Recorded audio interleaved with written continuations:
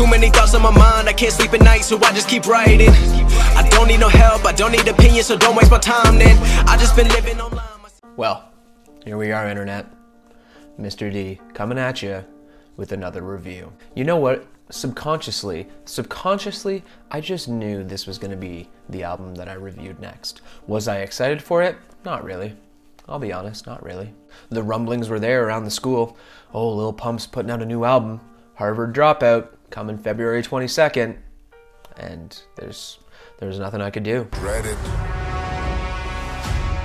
Run from it.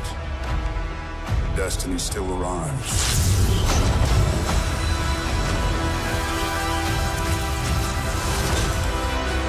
For those that don't follow me on Instagram, follow me on Instagram. And also, I sent out a poll asking who I should review next. Lil Pump, Offset, or Gunna. They all put out new projects.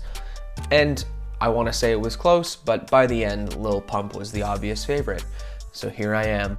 Thank you, internet.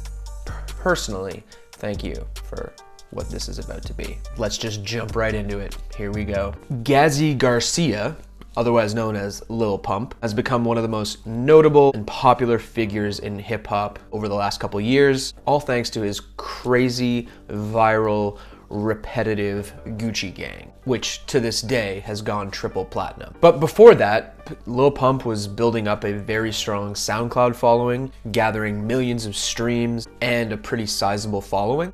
In 2017, he put out his self-titled album, Lil Pump, officially going from underground Florida SoundCloud rapper to more of a mainstream hip-hop name. I have no intention of giving his first album a listen, because I don't want to, because I'm here to talk about Harverd Dropout. And oh boy, I got some things to say. This album is pretty bad. From my first listen front to back, it became painfully clear that Lil Pump is basically sending some fairly sexist, fairly dangerous messages throughout almost all of his songs. But the worst part though, is that he is such a subpar rapper that he can't even communicate those very damaging, awful messages in his lyrics in an entertaining way. Like, he's so bad at rapping, he makes this kind of content somehow worse. And from what I can see, he has a very, very simple formula. He doesn't hold back on his drug use to the point where I would rather listen to Juice WRLD talk about his drug habits. He talks a lot about how he resents his teachers and almost the entire idea of education, which makes sense considering it's an album called Harverd Dropout, but still. He has a very way over the top, disrespectful attitude towards women. And finally, I think he has money and diamonds, because that comes up a lot as well. And that's it. That is 100% all he brings to the table. And before I jump into the track list, I fully acknowledge that I understand Lil Pump is known for these bars and these ideas, because like when you strip away that like flashy beat, all you're left with are the empty, uninteresting, and overly repetitive ramblings of a teenager, I think, still trying to fit in with the hip hop world. Let's check out the track list. Right off the bat, we're calling out the teachers. Come on, man. There must have been an art teacher who told you to follow your dreams and pursue a career in music, something. And I have to highlight this line here. Hit it from the back. Tell her I bought a table. I honestly have no idea what that means. If you know what this line means, please leave a comment, because I am dumbfounded on what that line actually means. And as someone in the education game, I can assure you that if you show up to class high every day, I don't think getting enough millions to paddock your wrist is in your future. This guy says nah 34 times on this song. Yep, I counted, I'm not proud of it. Like, the thing that I despise most about Lil Pump's vocabulary is like, yes, rappers talk about drugs and lean and perks, but like, most rappers can do it in like a creative or unique way. Lil Pump just says it, just like, hey, I do drugs. That's it. Nothing interesting, I just do them. That's about it. He talks about his whole lifestyle of drinking lean, popping pills, and telling bitches to shut up. Like, dude, is that how you treat the opposite sex? I know hip hop doesn't have a great reputation for respect towards women, but there's this like gross sexism condescension in Lil Pump's tone. Let's tidy it up a bit there, Lil Pump. You're straying into some dark territory, bud. You're straying into some dark territory. Next track. I saw this song attempted live on Saturday Night Live, and it was a hot piece of garbage.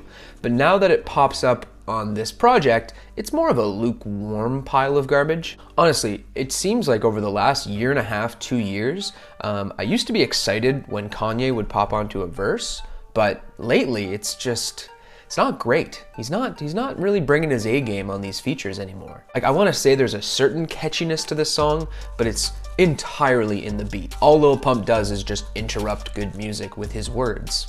Next.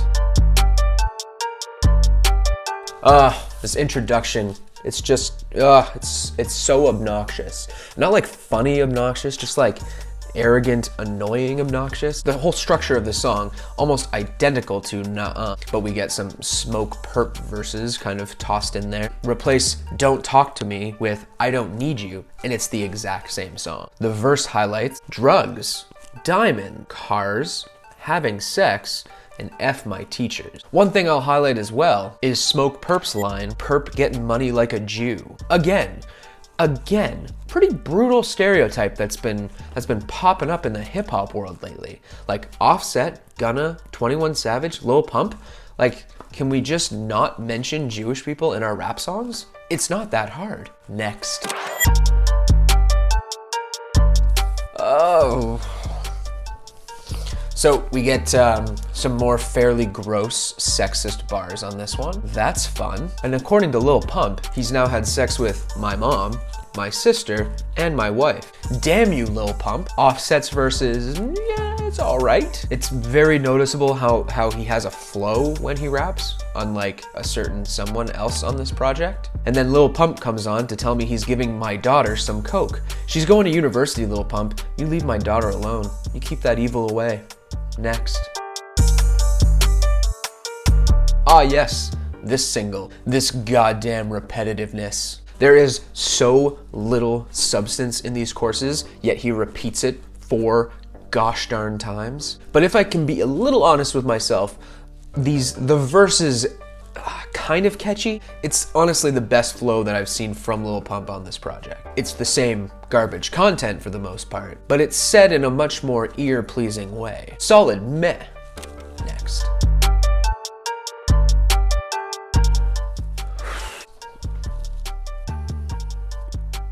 The thing that I hate most about this track is like how Lil Pump trying to sound like Ski Mask the Slump God. It sounds like one of the worst Ski Mask songs I've ever heard in my life. White rice, Fortnite, pew, pew, pew, red light, pew. It's just garbage. It's hot garbage.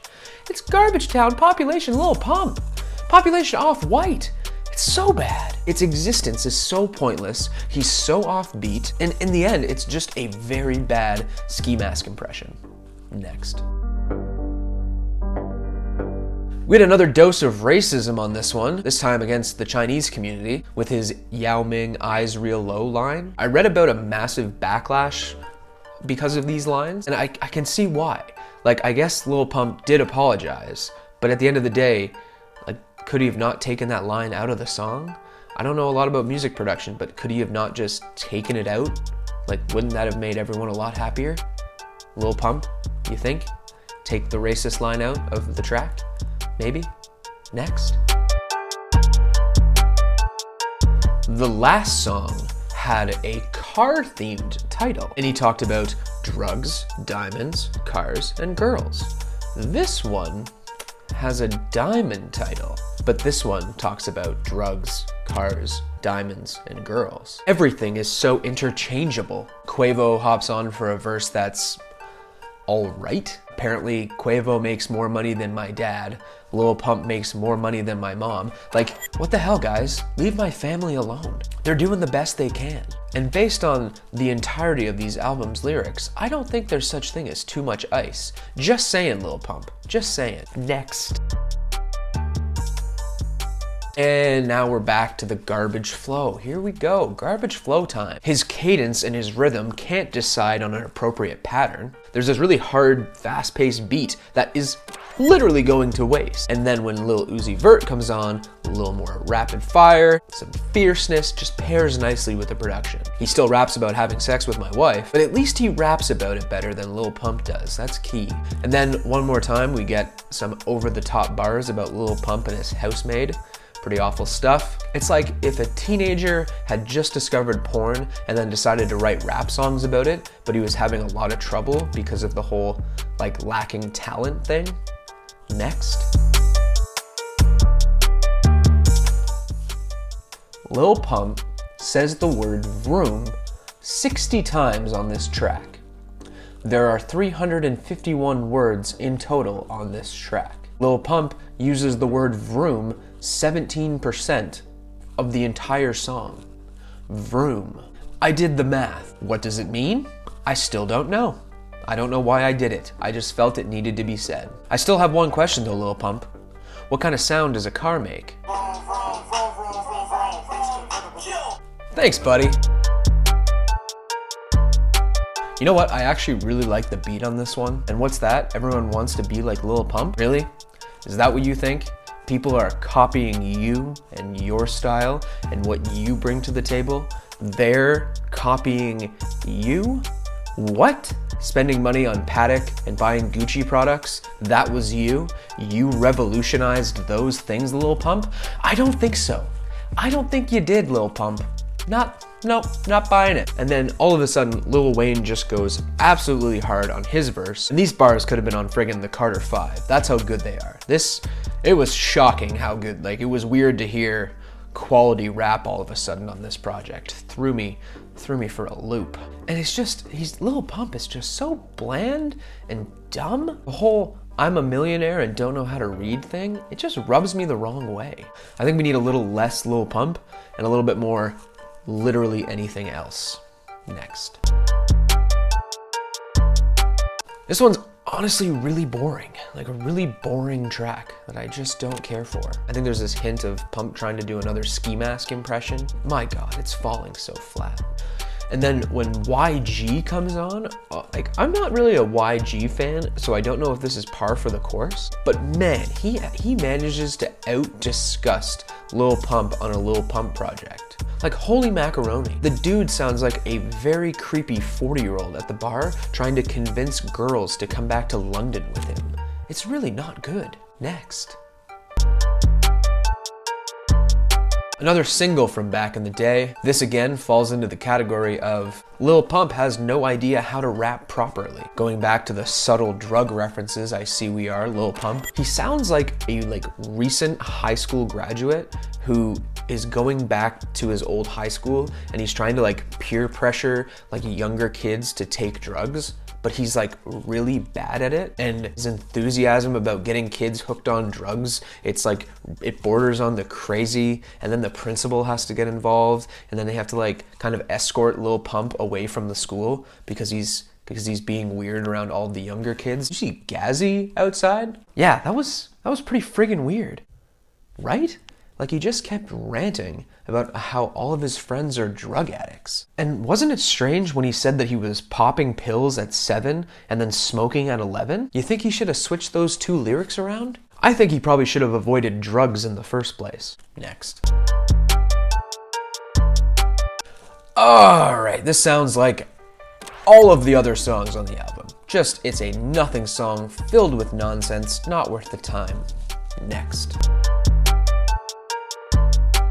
And weird closer, not remarkable in the slightest. Lil Pump kind of changes up his tone for this last one. Almost sounds like a mediocre 2 CHAINZ impression. His verse starts out okay, then slips by the end with some just poor lyrical choices. I was expecting a bit more of a banger with some energy at the end. How about some final thoughts?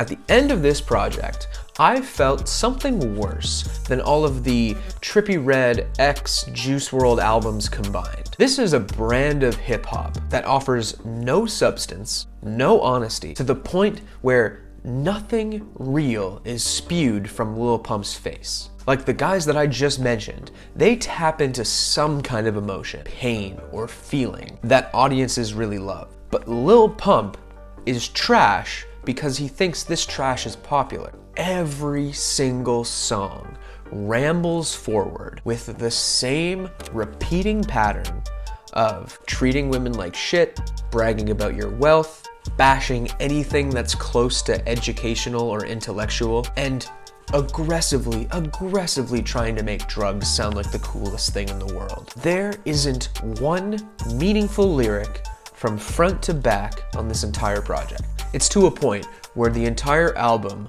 consists of buzzword lyrics, market research for an audience that is just used to getting bars about cars, diamonds, drugs, and girls. There's a reason that he raps all of his courses in pairs, because if he didn't, his album would be like 25 minutes long, purely from lack of content. Honestly, I could spend so much time discussing why this album is so terrible, but it's just not worth it.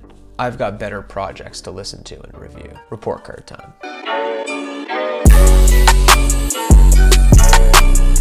Thanks for watching, internet. Stay tuned for more reviews, more rap talk from yours truly, Mr. D. Until next time, vroom vroom vroom, and nuh-uh, nuh-uh, nuh-uh.